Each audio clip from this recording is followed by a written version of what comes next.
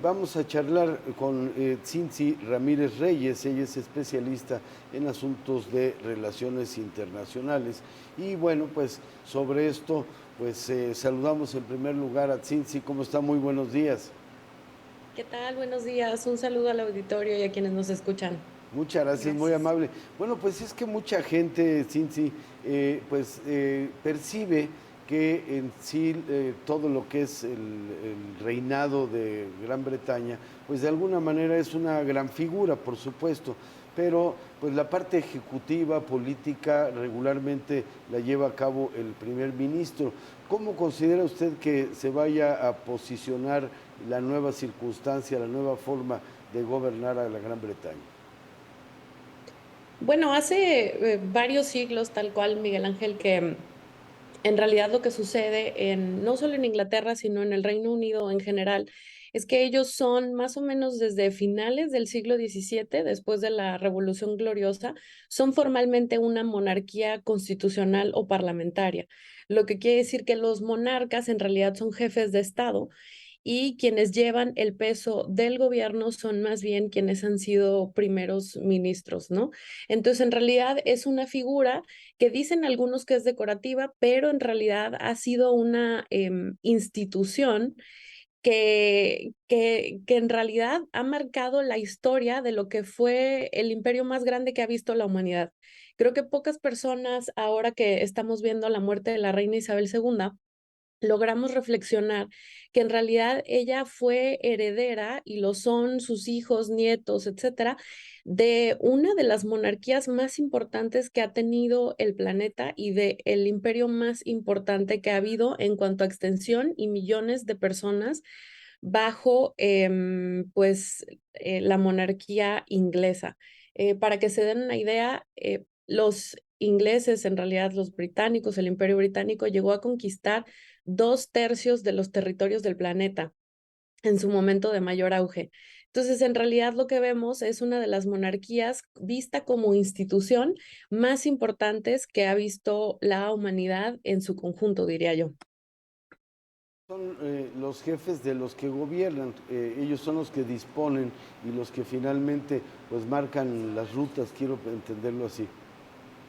No pueden marcar política, de hecho se abstienen de expresar sus posiciones políticas. En cuanto a la reina Isabel, hubo un momento de controversia recientemente cuando algunos de sus pensamientos, digamos, privados se filtraron a la prensa que tenían que ver con el asunto del Brexit. Parecía que ella estaba a favor del tema del Brexit, o por ejemplo, cosas que ella pensaba en lo privado que trascendieron a la prensa, que tenían que ver con un rechazo a la independencia de Escocia. Ella fue siempre unionista, ¿no? Pero todas estas posiciones políticas que ciertamente tenía como persona, no podía expresarlas como institución.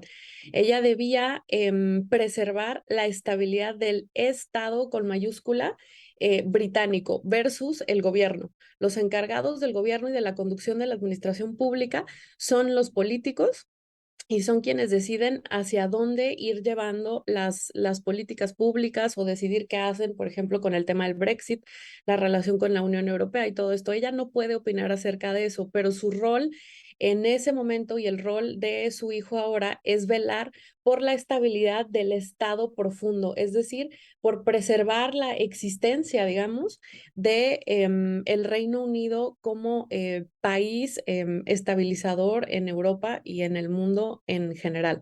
Entonces, no pueden expresar opiniones políticas, no pueden decir que son de derecha o de izquierda. Sin embargo, pues desde luego, en general, lo que favorecen es la estabilidad. Tratan de ser mediadores entre las diferentes fuerzas políticas, por ejemplo.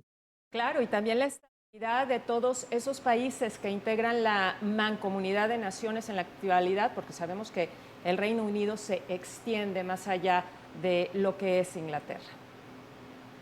Así es, el reinado de ella creo que es un reinado muy particular porque abarca justamente los puntos más álgidos del siglo XX. Ella es alguien que reina pues prácticamente después de la Segunda Guerra Mundial y le toca por ahí Churchill y pasa por todas las crisis del siglo XX. una de las grandes crisis que enfrenta son los procesos de descolonización y de independencia de quienes habían sido territorios coloniales de los británicos.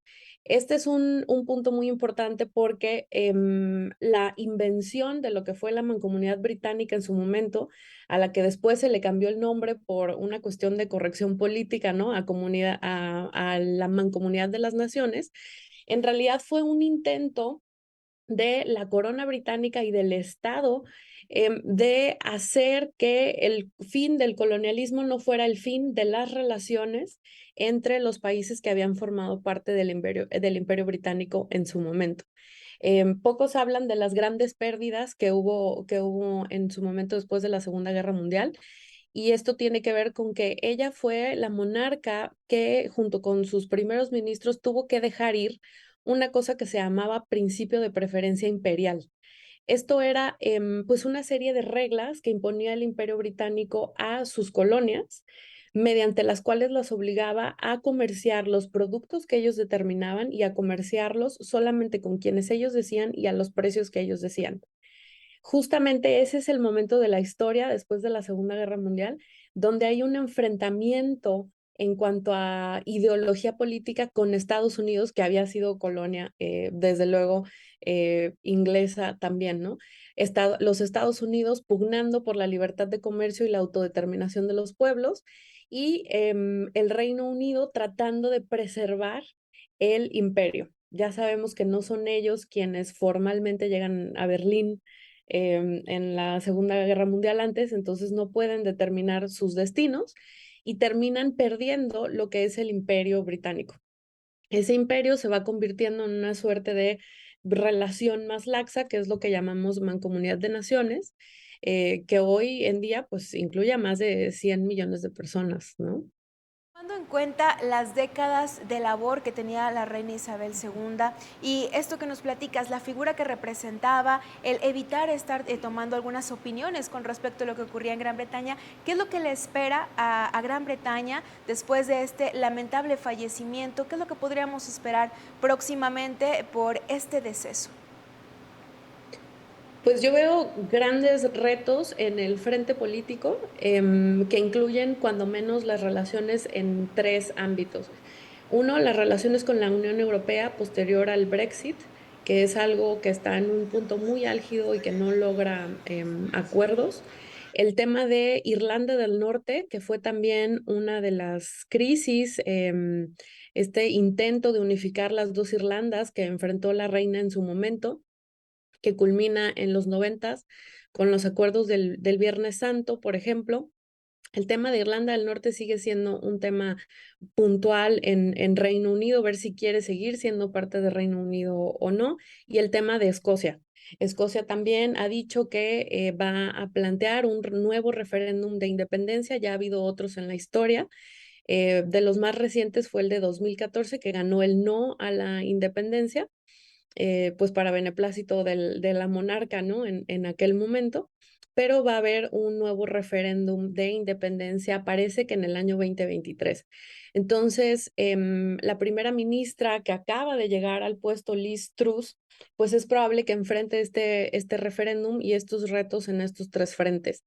Por otro lado, está el reto pues, del cuestionamiento de qué tan vigentes son las monarquías ya en este siglo, en este año. Hay 7 monarquías europeas en general, 44 naciones que siguen siendo monárquicas en el mundo. Y la pregunta pues, que nos hacemos en el 2022, fíjense ya cuántos siglos después de la primera Revolución Francesa en 1789, sigue siendo, ¿debemos preservar las monarquías o es momento de moverse hacia las repúblicas y hacia las democracias republicanas, ¿no?